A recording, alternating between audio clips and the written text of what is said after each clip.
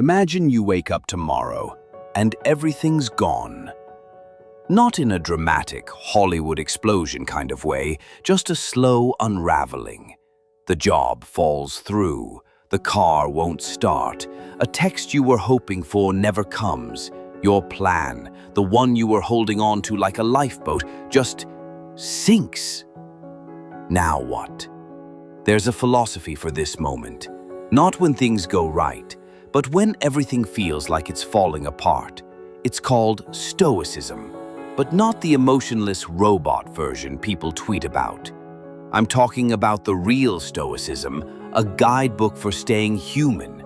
When life stops making sense, let's rewind. 300 BC, Zeno of Cyprus, wealthy trader, life's good, probably had nice sandals. Then, shipwreck, he loses it all. Total collapse, financial ruin, existential crisis. In today's terms, it's like your startup failed, your crypto tanked, and your therapist ghosted you. But instead of spiraling, Zeno walks into a bookstore. He reads some Socrates, and he has a realization that changes his life, and, weirdly, could change yours too. He didn't control the storm, but he could control what came next. That's where Stoicism begins. Here's the uncomfortable truth. You control less than you think. You can't control what people say about you. You can't control whether your art goes viral. You can't control the traffic, the weather, or your own freaking Wi-Fi. But, and it's a big but, you can control your response. That space between stimulus and reaction. That's where your power lives. That's where Stoicism sets up camp. Let's be real. Modern life is basically a fire hose of nonsense. Notifications, algorithms, clickbait, hot takes. Everyone's trying to sell you a shortcut to happiness, as if joy came with free shipping. Stoicism doesn't promise bliss, it promises clarity. It says, you don't need to be unshakable. You just need to know what's worth shaking over. Let's play a game. Imagine the worst thing that could happen to you this week. No, seriously, imagine it. You miss the deadline, you bomb the interview, your dog eats your AirPods. Again. Feel that discomfort? That's good. That's called premeditatio malorum, imagining what could go wrong before it does. Why? Because when life slaps you, it won't feel like a betrayal. It'll feel like a weather report you already read. Most people live on a happiness hamster wheel. I'll be happy when I hit 100K subs. I buy the house. I finally look like a Greek statue.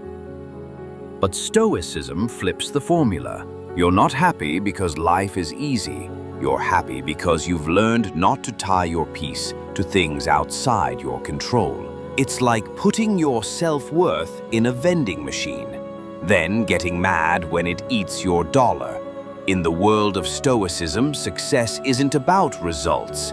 It's about effort aligned with your values. Did you show up with integrity? Did you speak when it mattered? Did you resist the urge to scream into the void of Twitter? You can't control if your message goes viral, but you can control if it was honest. So, how do you live this stuff? Not in the clouds, but in your real, messy, over-caffeinated life. 3 practices. Morning reflection. Ask, what challenges will I likely face today? Prepare your mind like a boxer before the bell. Evening journal. Ask, where did I overreact? What did I handle well? No shame, just self-awareness. Voluntary discomfort. Skip the latte. Take the stairs. Sit in silence. It's not punishment, it's practice. Here's the twist. Stoicism isn't anti-emotion. It's emotional mastery. You still feel, you still cry, you still get frustrated, but your emotions stop being drivers and start being advisors.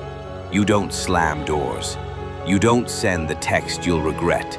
You breathe, you pause, you choose. That's power. Stoicism isn't just about inner peace, it's about how you treat people. Marcus Aurelius, literal emperor, said, "We were made for cooperation, like feet, like hands, like the rows of the upper and lower teeth." Stoicism without compassion? That's just coldness in a toga. Real Stoicism requires empathy, because a calm mind with a closed heart is just a statue. You don't get to choose what the world throws at you, but you get to write your inner thesis, the statement of who you are, no matter what. When the market crashes, the text doesn't come, the job disappears. You still know, I am not my situation, I am my response. That's Stoicism. Not about being untouchable, but about being unchangeable in what matters most. You are not the storm. You are the stillness beneath it. Breathe. Reflect. Reflect. Return. Your peace was never out there. It's always been within reach. You don't need a new life. You need a new lens. And Stoicism, that lens isn't rosy. It's real. It tells you, death is coming, time is precious. You are enough, but you are not finished. The Stoics didn't seek comfort. They sought character. They trained their minds the way athletes train their bodies, because they knew, you are what you practice. And so if you practice reacting, you'll become reactionary. If you practice reflection, you'll become reflective. If you practice courage, even in small moments, you'll become brave when it matters. Courage isn't loud. Sometimes it's just showing up, not quitting, letting go of what you can't fix, and fixing what you can. You don't need to have it all together. You just need to know what truly matters, and hold on to that like your soul depends on it. So if you're feeling overwhelmed, lost, frustrated, good. That means you're alive. That means you care. That means you're paying attention. But don't drown in it. Don't give your inner peace away to every headline and hiccup. Return to yourself, to the stillness, to the quiet voice that says, I'm not here to win the game. I'm here to play it well.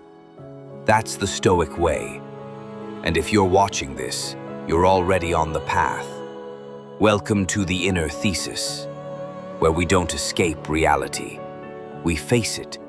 We don't run from pain. We learn from it. And we don't chase happiness. We build a life worth living from the inside out.